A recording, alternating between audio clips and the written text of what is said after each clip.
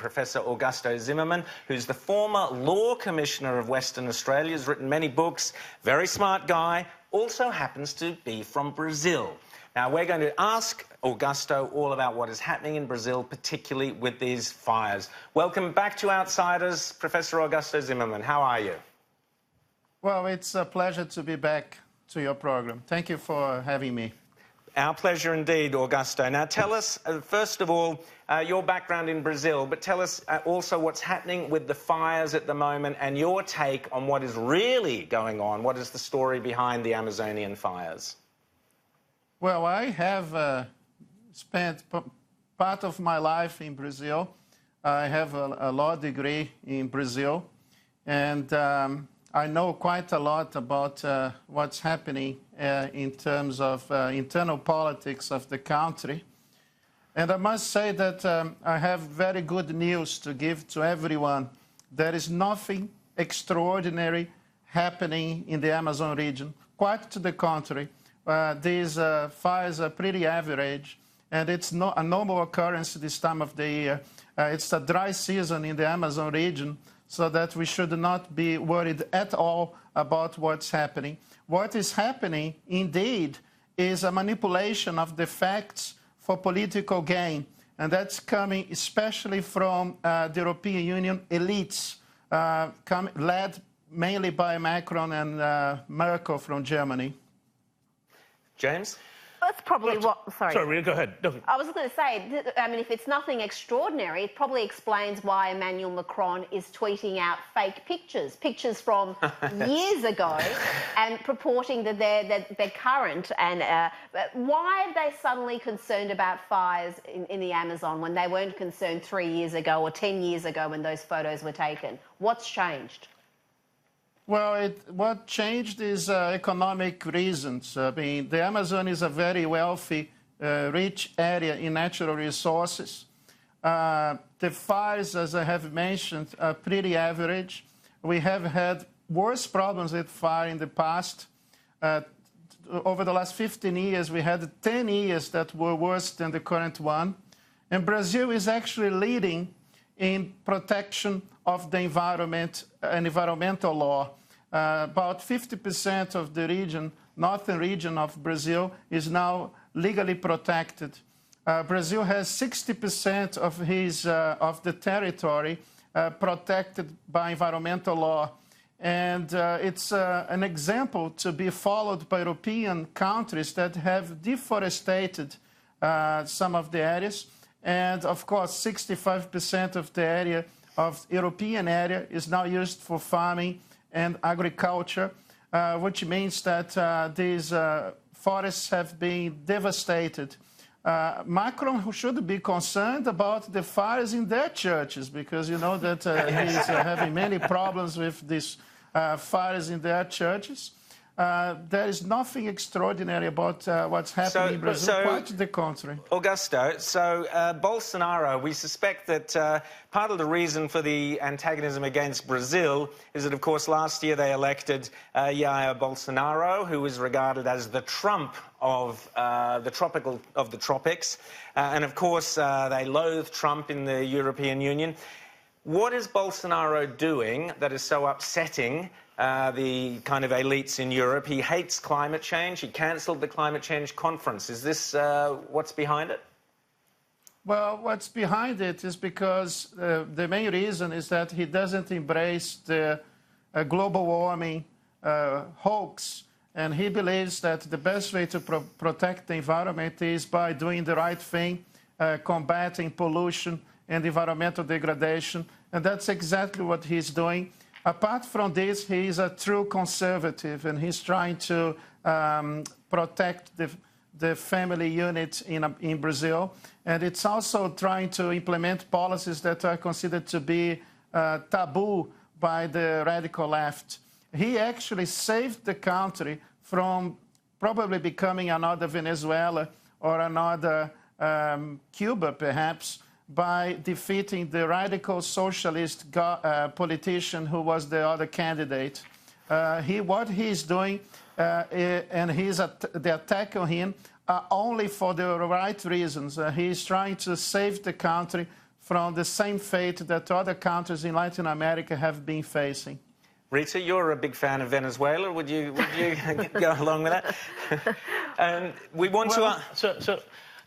You mentioned the family unit and protections to protect the family unit there in Brazil, but I want to shift gears here to Australia and religious freedom here. Now, we have had an awful lot of discussions on this show. We had Lyle Shelton on last week talking about this. Martin Niles, sorry, the other week, talking about this. My apologies. Why do we need a religious freedom amendment here in Australia? Well, it's not even a Religious Freedom Act. It's now called a Religious Discrimination Act. And as I have written in some of my articles, even for The Spectator, we are actually going the wrong way because we are endorsing this idea that discrimination, anti-discrimination laws is the way to go, when it's actually undermining the rule of law in this country, because we should be all treated equally before the law and protect individual rights and freedoms. So this whole idea about religious freedom should be analyzed in the context of protecting fundamental rights. And I can think about one very important fundamental right that the government is ceasing to protect, which is the right to free speech. We have Section 18C that hasn't been changed.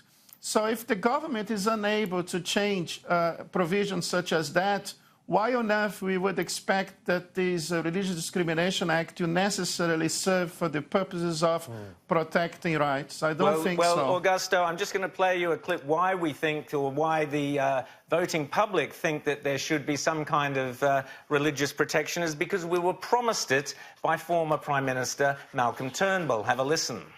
So you don't think it has implications for religious freedom? Well, the legislation that follows, assuming it's carried, will certainly have implications for religious freedom, and Australians know that the coalition is much better able to protect religious freedoms in legislating for same-sex marriage, were the postal vote to be yes, than Labor would. So Australians can trust us to carefully consider those issues and make sure that religious freedoms are protected at the same time as same-sex couples are able to marry, assuming that's what the people say they want in the plebiscite.